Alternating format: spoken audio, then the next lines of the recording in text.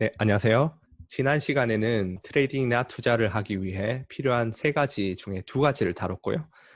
이번에는 마지막 절제의 우위에 대해서 말씀을 드려보도록 하겠습니다. 거의 다 왔어요. 카지노를 예를 들어서 계속 설명을 해드렸는데 마지막으로 세 번째, 카지노가 사람보다 뛰어난 점, 그 우위는 절제력이 완벽하다는 겁니다. 카지노에 가셔서 딜러랑 플레이를 하는데 뭐 딜러가 막 본인의 촉에 따라서 딜을 다르게 하시는 거 보셨나요? 그러면은 그 딜러는 잘리겠죠? 확률적 우위가 카지노가 51%를 가지고 있다 하더라도 실제 카지노 측의 수익을 보면은 51%보다 훨씬 높은 승률을 보여요. 그게 왜 그러냐 하면은 확률적 우위도 있고 자금력도 있어서 그렇기도 하지만 마지막으로 딜러는 최적의 교과서적인 플레이를 하도록 규칙이 정해진 대로 움직이기 때문이죠. 반면에 플레이어들은 49%의 승률을 가지고 있지만 흐름이 왔다, 촉이 온다, 딜러가 지금 강하네, 배팅 사이즈를 줄이고 동양의 아줌마 딜러는 피해야 한다, 이런 사람도 봤어요. 그리고 앞서 다룬 그런 Gambler's Fallacy 같은 갖가지 미신들과 잘못된 확률 계산으로 인해서 최적이 아닌 행동들을 함으로써 49%가 아닌 45%, 40%씩으로 승률을 낮춰가게 됩니다. 그런데 이게 절제라고 해서 그러면 뭐 그런 사람들은 바보지. 나는 트레이딩을 했을 때 지킬 수 있어. 그렇게 생각하실 수도 있는데 이게 생각보다 지키기가 쉽지 않아요. 예를 들어서 다이어트 방법을 안다고 모두가 날씬해지나요? 아니죠. 건강해지는 방법을 안다고 해서 모두가 건강하진 않죠. 매일 조깅해야지 하고 항상 어기죠. 저도 어깁니다.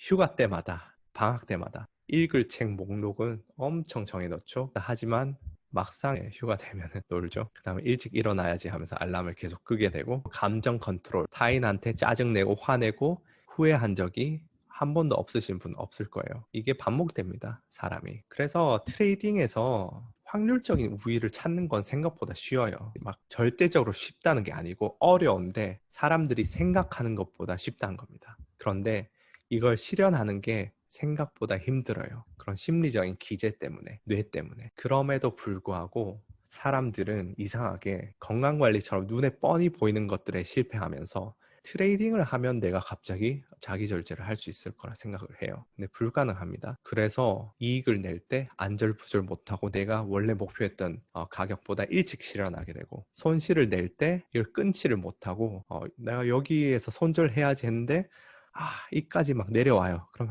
손절 치고 다시 오르면 어떡하지 하면서 손절을 점점 내립니다. 그러다가 없애요. 장기 보유가야지 하게 되고, 레버리지를 또 지나치게 높여서 신용 미수 같은 걸 사용하면서 이제 독립시행의 원칙 같은 걸 다 어기면서 파산에 이르게 되죠.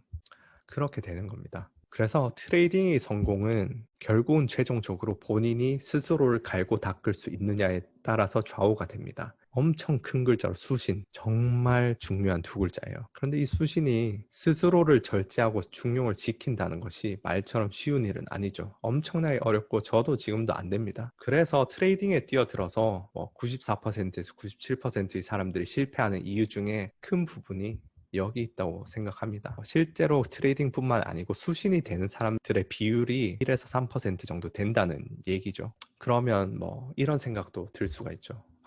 그러면은 감정 컨트롤이 안 되니까 알고리즘이나 시스템 트레이딩은 컴퓨터가 자동 매매하니까 자기 절제가 잘 되겠네. 이건 맞는 부분도 있고 틀린 부분도 있어요. 결국은 시스템 트레이딩이란 것은 아까 다룬 세 가지 우위 중에 첫 번째, 즉 확률적인 우위를 통계 기법으로 객관화해 보자는 시도이고, 절제의 우위를 더 가져가 보자는 시도인데, 이것도 일장일단이 있어요.